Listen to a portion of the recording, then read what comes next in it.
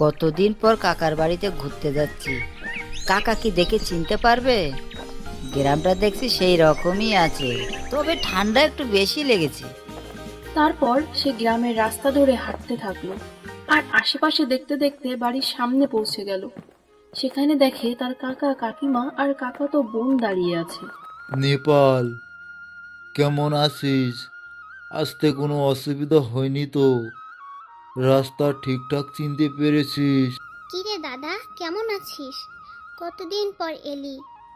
এতদিন পর কি বোনের কথা মনে হলো?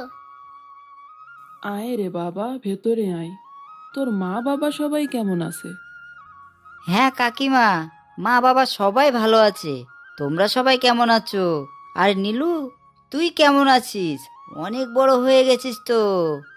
আমি ভালো আছি দাদা, চল ভেতরে চল। তারপর ওরা ভেতরে গেল। এদিকে সন্ধ্যাও হয়ে গেল। রাতের খাবার দাবার শেষ করে ভাই আর বোন দুজনে গল্প করতে বসলো। নীলু, কি ঠান্ডা রে তোদের এলাকায়! এত ঠান্ডা! আমাদের ওখানে তো এত ঠান্ডা নেই। তোর ঠান্ডা লাগছে না? এভাবে বসে আছিস, গরম কিছু কাপড় পরে নে। আমি কি তোর মতো কুসো নাকি যে আমার ঠান্ডা লাগবে? কুসো মানুষের ঠান্ডা বেশি লাগে। আচ্ছা, হয়েছে হয়েছে, আর পরিচয় দেওয়া লাগবে না। এখন বল তো দেখি, তোদের এলাকার কি অবস্থা? কি বলছিস কি দাদা?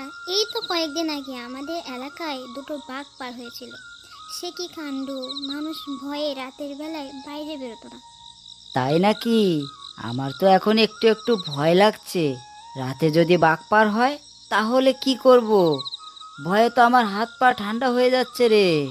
তুই কিন্তু ভুলেও রাতে ঘরের বাইরে যাবি না, তাহলে একটা বিপদ হতে পারে। চুপচাপ শুয়ে থাকবি। সকালে উঠে আমরা গ্রাম ঘুরতে যাব, ঠিক আছে তো দাদা? আর ঠিক, ভালোই ভালোই রাত কাটাতে পারলেই বাঁচি। জীবন থাকলে তো সকালে ঘুরবো। তারপর সবাই ঘুমিয়ে যায়। হঠাৎ রাতের বেলায় বাঘের ডাক শুনতে পায়।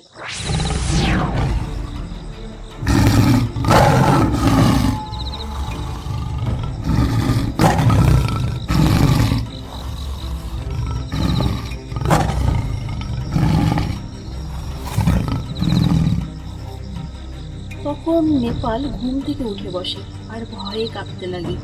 কোনো রকমে রাত কাটিয়ে সকাল হলো।